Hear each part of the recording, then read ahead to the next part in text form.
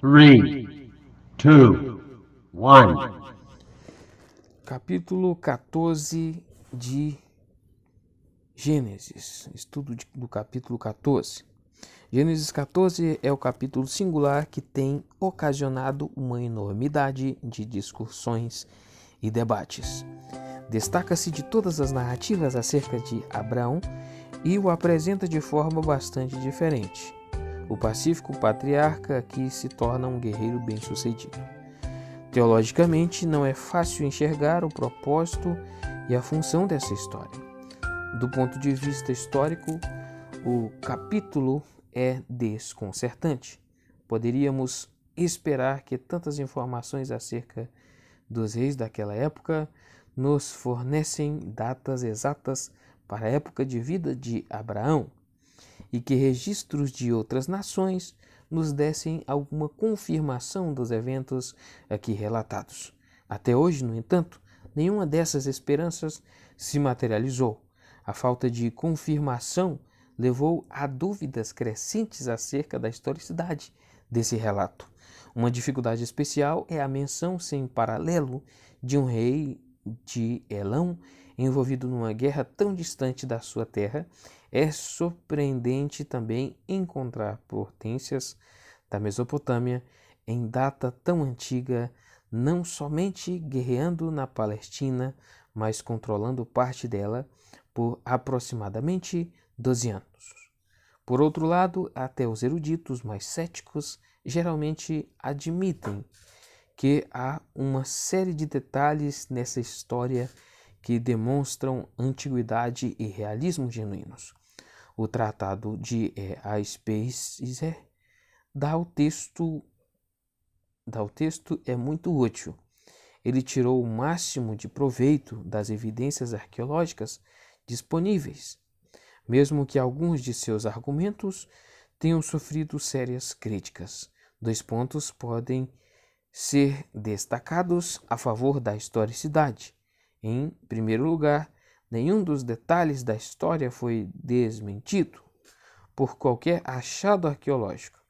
E em segundo lugar, qualquer que seja a improbabilidade que o capítulo contenha, é difícil imaginar por que razão plausível uma história dessas teria surgido se não tivesse nenhum fundamento.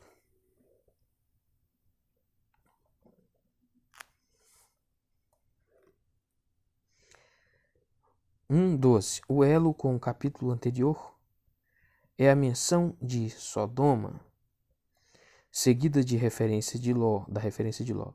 Logo se torna claro que a escolha do território que Ló fizera, não obstante as aparências, estava longe do ideal. Sodoma não era só notoriamente ímpia e má, mas a sua riqueza se tornou uma tentação para forças externas tão distantes como as da Mesopotâmia.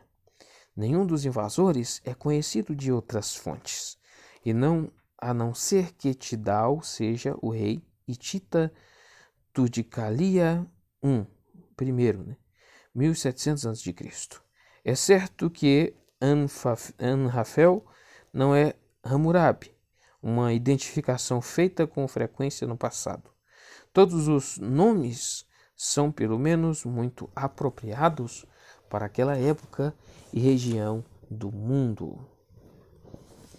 Dos territórios mencionados, Sinear e Elão são bem conhecidos, mas Elazar ainda não foi identificado, nem Goim, que é a palavra hebraica geralmente usada para nações, e não é necessariamente o nome de lugar aqui. Os 5 reis palestinos governaram numa região específica, o Vale de Sidim, aparentemente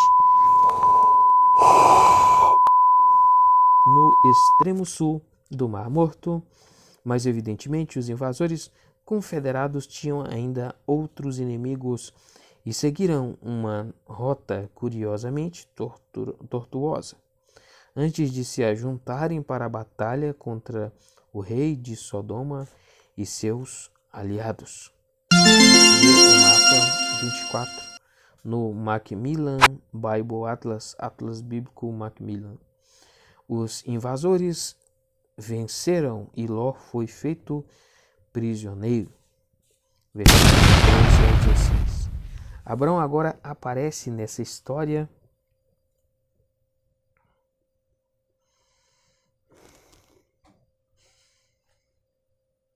pela primeira vez. Ele não precisaria ter se envolvido, e sua lealdade desinteressada a seu parente contrasta com o egoísmo que Ló havia demonstrado. O tamanho do clã de Abrão é uma surpresa. Mesmo assim, ele não comandou nenhum grande exército dos homens treinados, e deveríamos entender a continuação da história como uma perseguição prolongada da retaguarda dos confederados. Desde Dan, na época chamada Laís, Juízes 18:27, até Obá. Depois de resgatado dessa forma, Ló estava livre para retornar para casa em Sodoma.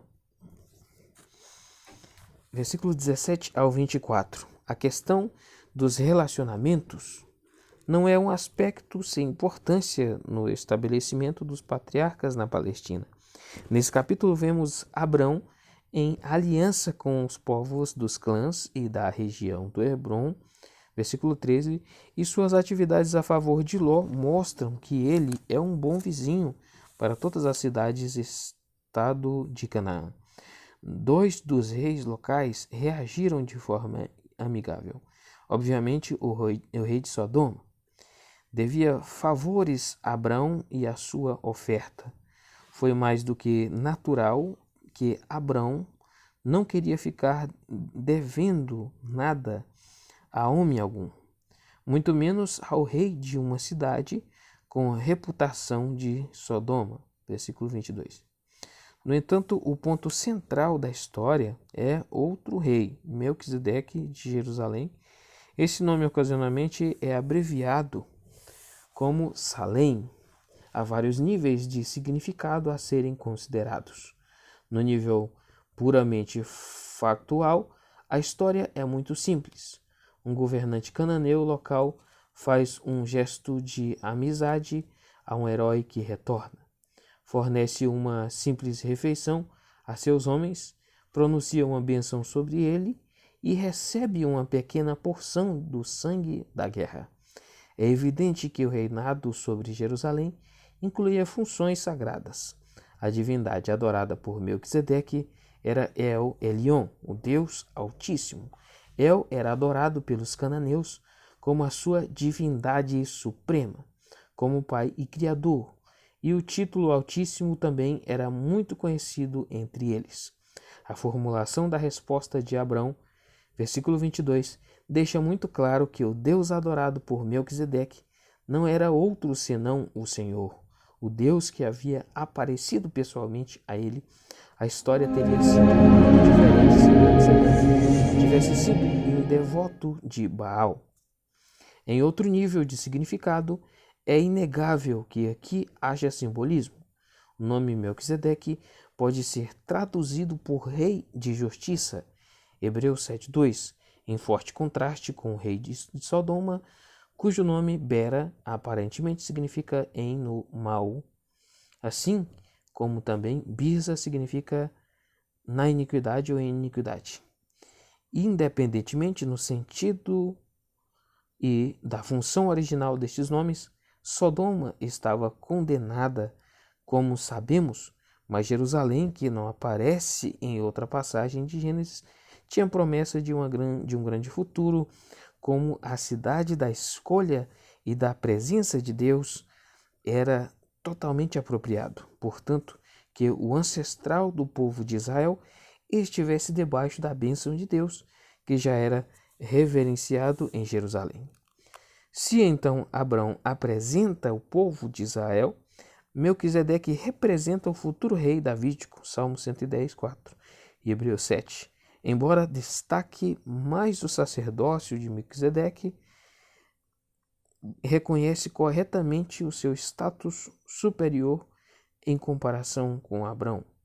Assim, Gênesis 14 prefigura o reinado de Davi e de seus descendentes, que termina com o capítulo 14, né?